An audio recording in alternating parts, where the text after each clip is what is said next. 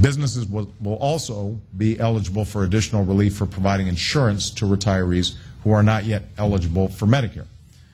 A lot of the companies in this room can apply for this assistance starting this June. It used to be if you worked for a big company, when you retired, you could count on having health insurance until you were eligible for Medicare. But one of the consequences of skyrocketing healthcare costs is that the proportion of large firms providing insurance to its retirees has been cut in half over the past 2 decades. So these folks are often unable to find affordable coverage on the individual market. So this is going to be a welcome reform for many businesses that are trying to do the right thing by their retirees and for the retirees themselves. And it will provide a bridge to when health exchanges come online in a few years. Now, we're only at the beginning. Many of the provisions in the health care bill have yet to be implemented. I'm pleased to say that, though, that already many insurance companies are voluntarily accelerating implementation of this law. Many insurance companies have decided to allow parents, for example, to add their young adult children to their policies now instead of waiting until next fall. Some firms have rolled back exorbitant planned rate increases, and others have stopped the practice of rescission, where people are dropped from their coverage after they get sick. These steps are all greatly appreciated. They're the right thing to do. We will hold these companies accountable to their word and to the law, not to be vindictive, but to fulfill our responsibilities to the American people. But I think that we've seen a spirit of cooperation over the last several weeks that I'm very happy about. Now, even as we seek to improve the skills of our workforce and reduce the crushing burden of healthcare costs on businesses and families, this alone is not going to be enough to drive the 21st century global economy. We need to ensure that our economy is fostering and rewarding innovation. And that's why we're building the infrastructure of tomorrow, investing in expanded broadband access and health information technology, clean energy facilities, the first high-speed rail network in America. That's why we've set a goal of devoting more than 3% of our GDP to research and development, an amount that exceeds the level achieved even at the height of the space race. And we've also proposed making the research and experimentation tax credit permanent, a tax credit that helps companies like yours afford the high costs of developing new technologies and new products, because ultimately the key to our long-term prosperity is going to be sparking even greater innovation than we've already seen. And that's why in my State of the Union address I set a goal of doubling our exports over the next 5 years to increase an increase that would support 2 million jobs. And to help meet this goal, we launched the National Export Initiative, where the federal government will significantly ramp up its advocacy on behalf of U.S. exporters. We are substantially expanding the trade financing available to exporters, including small and medium-sized companies. And while always keeping our security needs in mind, we're going to reform our export controls to eliminate unnecessary barriers. So in sectors where we have a huge competitive and technological advantage, we're going to be able to send more of those products to markets overseas. And we're going to pursue a more strategic and aggressive effort to open up new markets for our goods. Now, we also have to recognize that the long-term economic health of our country depends on addressing the fiscal health of our government. And I know that's going to be a significant topic of discussion today.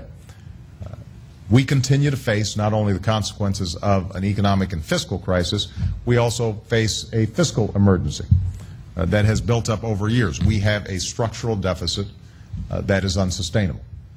The day I walked in the door, the deficit stood at $1.3 trillion, with projected deficits of $8 trillion over the next 10 years. So even as we've made massive investments to rebuild the economy in the short term, we're going to continue to do what's necessary to spur job creation and economic growth, but we also have to rein in these deficits in the long run. And that's why I insisted health reform not add to our national debt. In fact, it's expected to bring down the deficit by as much as $1 trillion over the next 2 decades.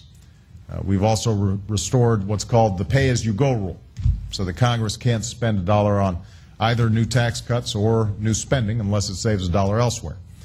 We've gone through the budget line by line, cutting waste, and I've proposed a freeze in government spending for 3 years.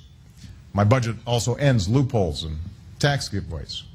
for oil and gas companies, as well as tax breaks for the wealthiest 2% of Americans, just because we can't afford them. And finally, I've appointed a bipartisan fiscal commission to take a hard look at the growing gap between what the government spends and what the government raises in revenue. Now, I understand that some of you got a briefing on this issue in preparation for today's meeting. I think you understand the choices are going to be tough. But we are determined to make these tough choices. We're determined to put our nation on a stronger fiscal footing, because in the end, we need an economy that's powered less by what we borrow and consume and more by what we produce and what we build. I believe that's essential. My administration believes it's essential, and we're going to need to work with you to help get to where we need to be. Now, none of these steps will matter if our financial system remains vulnerable to another crisis like the one that we've just been through. As we've learned so painfully in recent years, government has an obligation to set basic common sense rules in the marketplace. This is not a hindrance. It's essential to the functionings of the market. In the absence of these rules, it becomes more attractive for some to game the system than to compete and innovate honestly within it. And this erodes trust in our markets. It makes our economy less attractive to investors from around the world. And at worst, it can put the entire financial system in jeopardy, which serves no one. So that's why I'm working to pass a set of reforms to hold Wall Street accountable and protect consumers. And I want to be clear, the reforms we've proposed are in no way designed to hamstring businesses. These are changes to make sure that our markets are working in a way that is open and transparent and inoculated against the kind of massive, dangerous risks that nearly brought the whole financial sector down. And that's in the interests of every business here and in the interest of the economy as a whole. Now, I know you're going to be hearing from my Treasury Secretary, Tim Geithner, who will speak to these issues in greater detail. But in brief, these reforms would achieve three things. First, they'd create what we did not have before, and that is a way to protect the financial system, the broader economy, and American taxpayers in the event that a large financial firm collapses.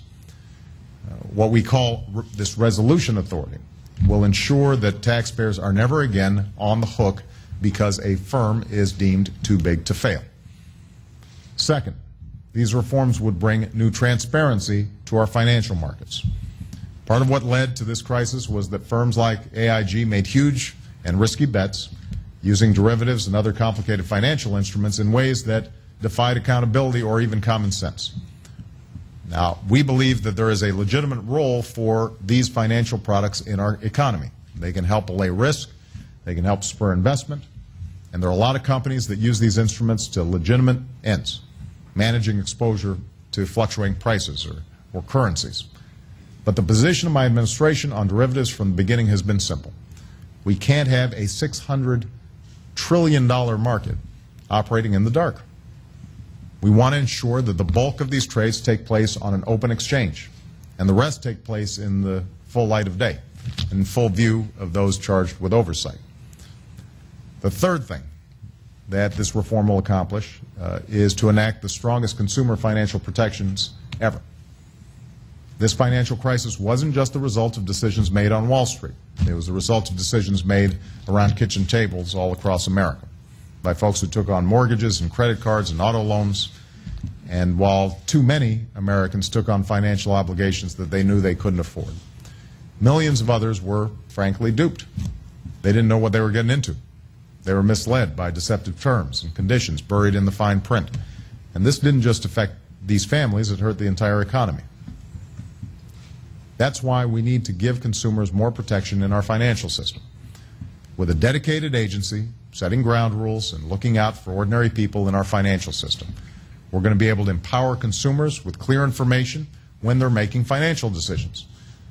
And that way, instead of competing to offer confusing products, consumers will benefit from companies that are competing the old-fashioned way by offering better products.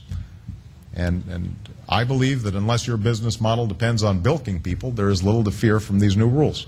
It is just going to be able to empower consumers to know what they're getting into. Finally, we give investors more say and more sway in the financial system. These Wall Street reforms will give shareholders a voice with respect to salaries and bonuses awarded to top executives, addressing a concern that has grown as a result of this crisis. So that's what reform will look like. I'm pleased that the filibuster was dropped in the Senate and that members on the other side of the aisle agreed to allow a debate. We expect a vigorous debate with amendments on both sides. But make no mistake, we cannot allow these reforms to be watered down. And for those of you